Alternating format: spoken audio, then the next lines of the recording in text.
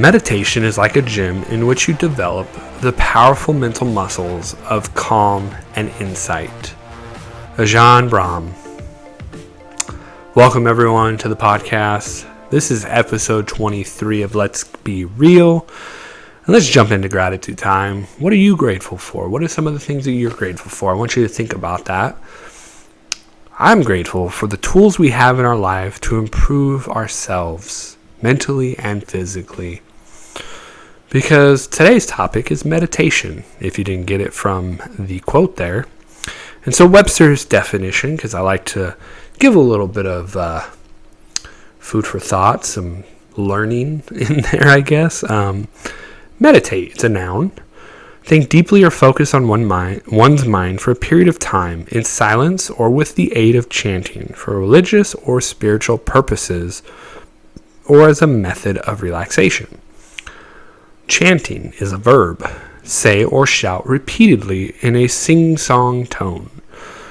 Religious, adjective, relating to or believing in a religion.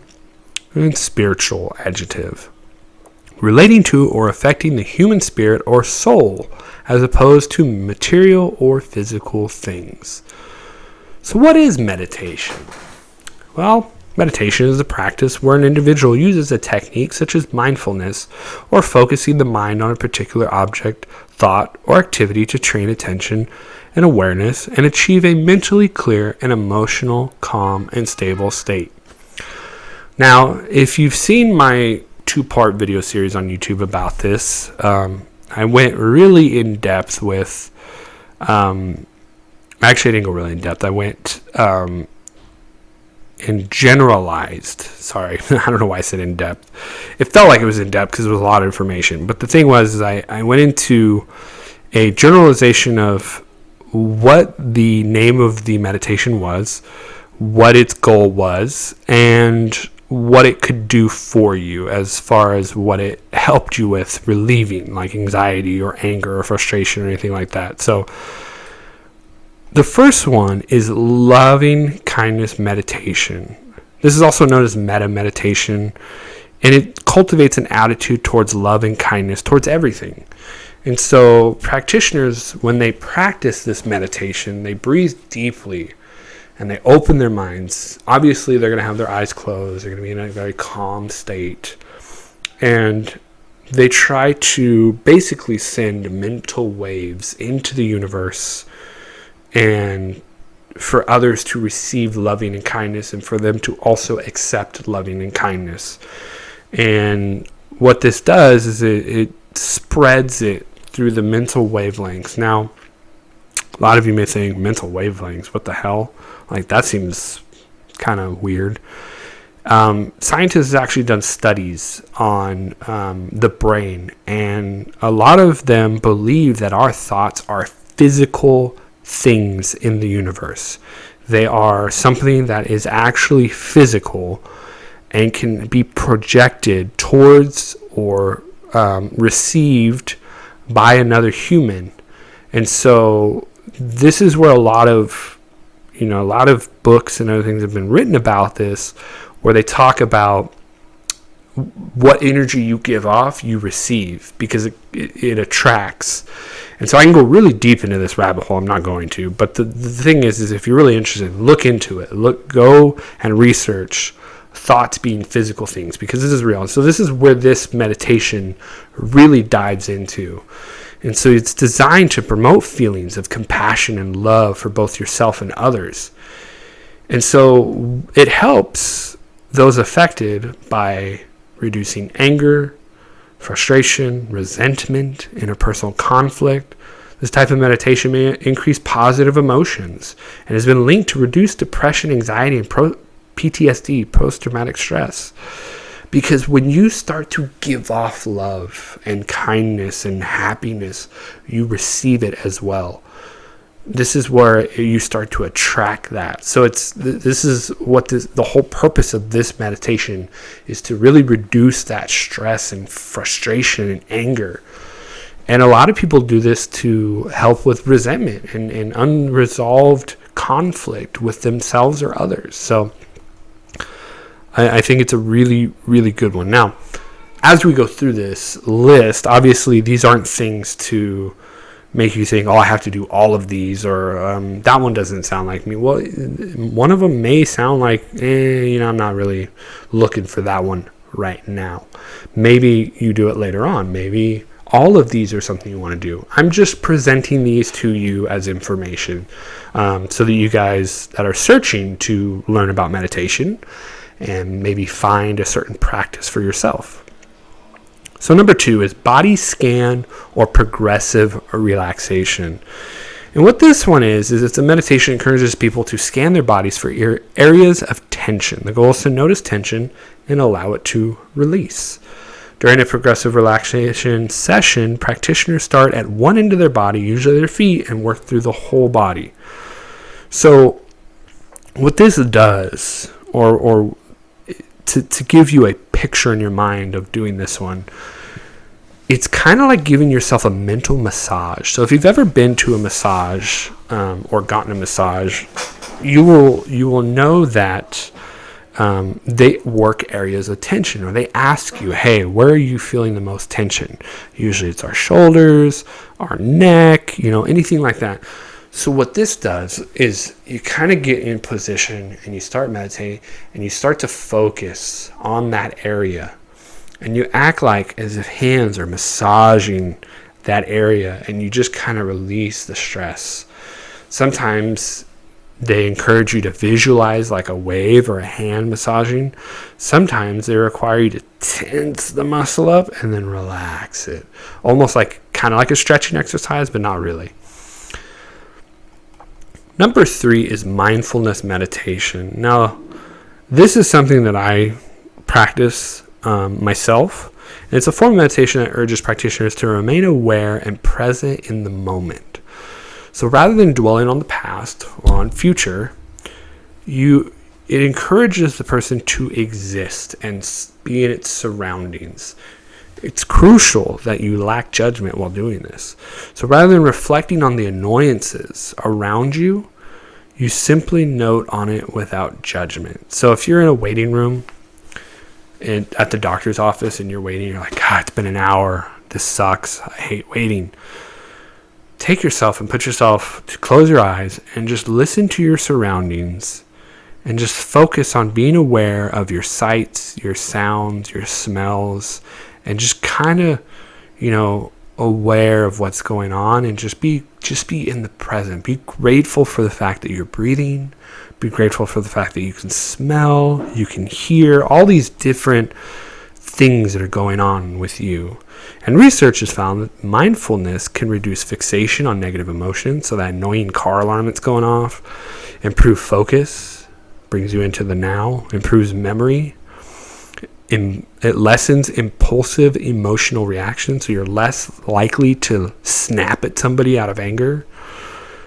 Improve relationship satisfaction, and some evidence suggests mindfulness may improve health. So let's get into number 4. Number 4 is breath awareness meditation. So breath awareness meditation is a type of mindfulness meditation. But what this one is, it focuses not so much on the present as it does on your breathing. So you basically count. And one of the ways you can do this is you count, your breath in, and you can do it for 6 to 10 seconds. So you breathe in, you go 1, 2, 3, 4, 5, 6, 7, 8, 9, 10. And then you breathe out and count 1, 2, 3, 4, 5, 6, 7, 8. Normally, I may have that backwards, but normally you want to breathe in and exhale at different numbers. I can't remember. I think it's exhale is the longer one. But the point is you're supposed to focus on the breath going in and the breath going out, and just focus on breathing. And what this will do is, this one helps if like you're in a tense situation and you feel a lot of anxiety and you feel like you're getting a shortness of breath. This will help you maintain that breathing. It will help you get out of that anxiety. It'll reduce the anxiety. It'll give you concentration and greater emotional flexibility. Number 5, this one is Kundalini Yoga. Now, I never heard of this one until I looked all of these up. And these aren't even all of them. This is just some of them. It is a physical, active form of meditation that blends movement with deep breathing and mantras. People usually learn from a teacher to do the class. However, some can learn the poses and mantras at home. So basically, this is like a form of yoga with meditation added into it. It's like a combination of the two. And there was a study that shows that it lowers chronic back pain, and it can reduce pain and increase energy and improve overall mental health. And so the way I picture this one, now I haven't done it, but I picture it as you doing kind of like yoga, or I think it's like Tai Chi, I want to say. There's the little, where you do the, I don't know what it is, like, you've seen it on movies and stuff. It's not as dramatic, but the point is I believe it's similar to that. Now, if this is something that interests you, I would definitely go look it up. Zen Meditation number 6, and this one's sometimes called Zazen. It's a form of meditation that can be part of a Buddhist practice. Many Zen practitioners study under a teacher because this kind of meditation involves specific steps and postures. The goal is to find a comfortable position, focus on your breathing, and mindfully observe one's thoughts without judgment. So this one kind of plays into the mindfulness meditation, but it's a lot more disciplined and takes a lot more practice. So this is a more advanced version of mindfulness meditation. I believe this is the one that once you've kind of done mindfulness meditation for a while and you want to up your game, you want to up your meditation game, you want to do it for like an hour and you want to do it in certain poses to give yourself those, because when it comes to poses, they actually mean something based on the way you're sitting, standing, all these different, it'll bring a different energy. So this is where learning these poses comes into play with this one. And it's really good for both relaxation and seeking a new spiritual path, which I think this one plays really well into number 7, which is Transcendental Meditation. Now, this is a spiritual form of meditation where practitioners remain seated and breathe slowly. So you don't focus on your breath so much. This one, you actually slow your breath down, and you actually kind of like get to a point where you almost feel like you're not breathing. Like it's a very, very deep state of meditation. And the goal is to transcend and rise above the person's current state of being. That's why they call it transcendental. So what you're doing is you're actually like kind of like leveling up in a way. You're taking your spiritual self and you get to a point where you transcend the emotional and physical being that you are right now into a newer version, and you become this more aware and practitioner being. So during the meditation session, practitioners focus on a mantra or repeated word or series of words, and usually the teacher will come up with the series of words, and it's based on complex set of factors. I was trying to say complex and factors at the same time. I hate when I do that, when I come up with weird words. There's a more contemporary version, but it's not really technical transcendental meditation where it allows the people to choose their mantra, which is more of like, I'm not afraid of public speaking, or I'm not afraid of flying. These are a way to kind of change yourself in a way to not be so fearful of certain things. So people who practice this report both spiritual experiences and heightened mindfulness. Now, how long does meditation take? Well, or how long does it take to work? It really isn't a results-focused undertaking. You have to realize that one person may meditate for a month, and one person may meditate for a week, and they both be at the same level. It's not results oriented. It's not based on how good you're doing or how bad you're doing. It's not like that. It's one of those things where if you meditate, it's so much better for you than if you don't meditate. It's just one of those things where you go at your own pace and don't stress if you're improving or not. You're improving. You need to not be so results oriented, because not everything is so black and white. Like, there is no right or wrong with this. So, and same thing with how often to meditate. There's no right or wrong answer with that either. Some person may meditate 3 days a week. Some person may meditate 3 times a day per week. It's all relative. That's what it is. It's relative to what you need, to what you want. If you feel like you don't need to meditate that day, don't do it. If for some reason you get through an entire day and then you're about to lay down and go to sleep and you realize you didn't meditate, don't beat yourself up over it. Maybe you didn't need it. Maybe your mind was so focused and so on the day and tackled everything that it didn't need to meditate. Maybe there was no stress that day. So what you need to realize is, this is, again, it's not result oriented. Doesn't matter how often you do it. And it doesn't matter how well you're progressing, because all of those things are relative to you. It's not a competition to see who meditates more than the next person. There is no gold medal at the Olympics for meditation. There's no world record either. Well, I'll take that back. There might be a world record. I don't know. But the point is it's not something that you need to brag about. I meditate 4 times a day. And no, that doesn't matter. If it's working for you, great. If not, don't push yourself because someone else says they're meditating 4 times, and then you're doing it for the wrong reason, and it's not even working the way it should.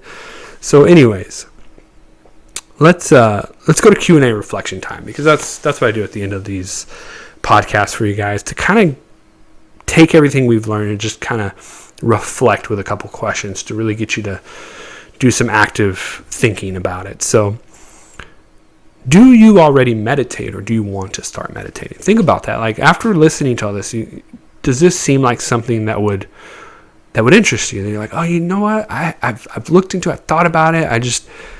Until you heard this today, now it's starting to click. And you're like, okay, you know what? Let's do it. Let's start. And if so, what may be some obstacles during meditation? What are some things is your schedule too busy? Do you not have free time? Do you not have a place to do it that's quiet enough? Those are excuses, in my opinion. Just saying. Because if you want to do it, you'll do it. And does that stop you from meditating? Do those things stop you from meditating?